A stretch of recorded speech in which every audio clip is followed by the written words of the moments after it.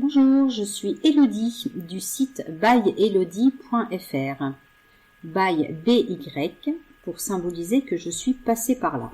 Et oui, je suis coach en rangement et en organisation pour les particuliers. Je viens à votre domicile et je vous aide à ranger tout ce qui vous dérange dans la maison. Aujourd'hui, nous allons parler du tri des déchets, puisque on peut de plus en plus trier, que ce soit au niveau de la simple poubelle dans la cuisine et même à la déchetterie. Donc, il y a des nouveaux tris qui sont proposés pour les poubelles jaunes. Il y a des nouvelles règles de tri sélectif.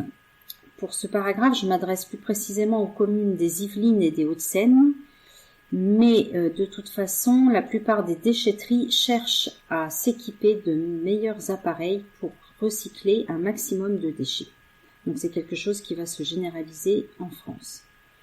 Dans les bacs jaunes, nous pouvons désormais mettre les pots de yaourt, toutes les barquettes, y compris celles en polystyrène, les capsules de café, les gourdes de compote, etc. Mais attention à bien trier. Si vous mettez un déchet non recyclable dans la poubelle jaune des recyclables, vous mettez toute la chaîne en péril.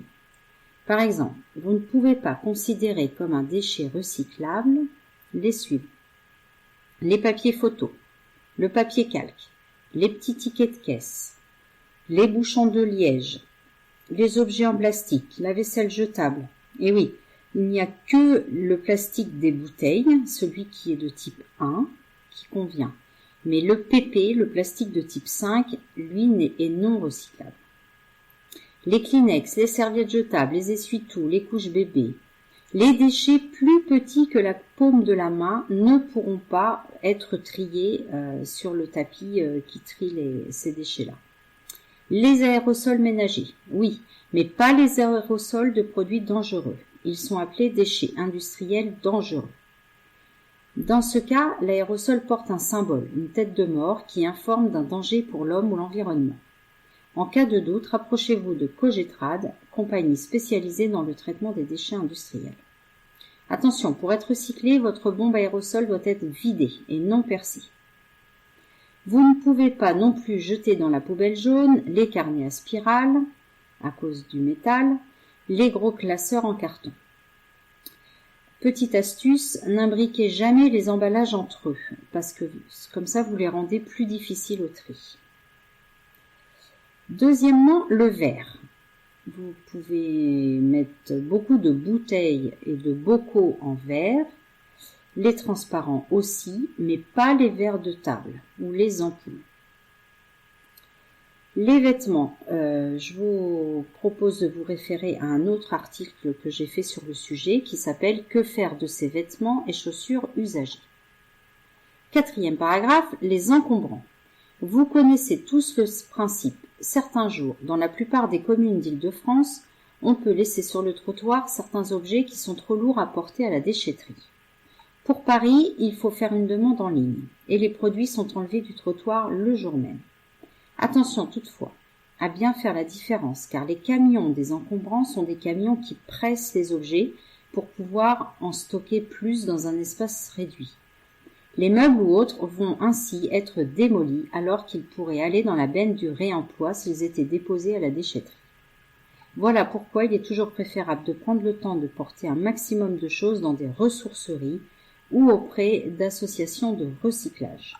Je vous invite à vous référer à mon site byelodie.fr pour en savoir plus à ce sujet. Cinquième paragraphe, la déchetterie.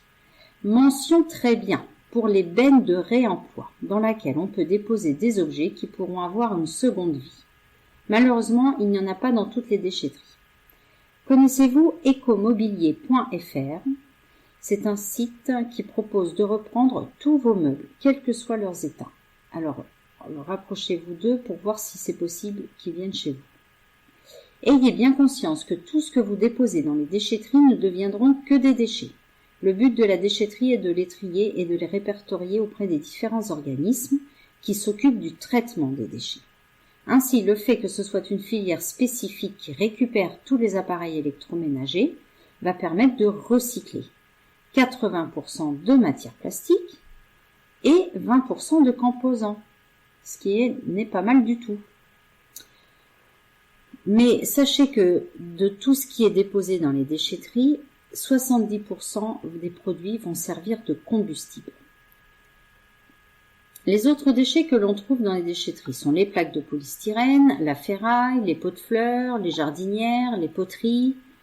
Attention, tout ce qui va être CD, DVD et cassettes sont apportés en déchetterie. Ce sont des déchets toxiques. L'intérêt de la déchetterie est de séparer ce qui peut être enfouissable de ce qui ne le peut pas. Par exemple, les plaques de plâtre ne peuvent pas être enfouies dans le sol car ce ne sont pas des produits inertes.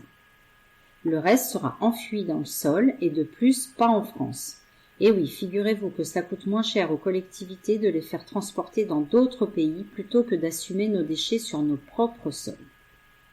Vous êtes toujours en questionnement pour certains produits ? Vous n'avez pas obtenu toutes les réponses que vous attendiez ? Alors n'hésitez pas à poser vos questions en commentaire. Vous êtes contente d'avoir appris des choses, mais vous souhaitez maintenant mettre en pratique et désencombrer votre maison ? Alors, appelez-moi, je viendrai vous aider avec plaisir. C'était Élodie du site byelodie.fr. À bientôt pour un prochain podcast.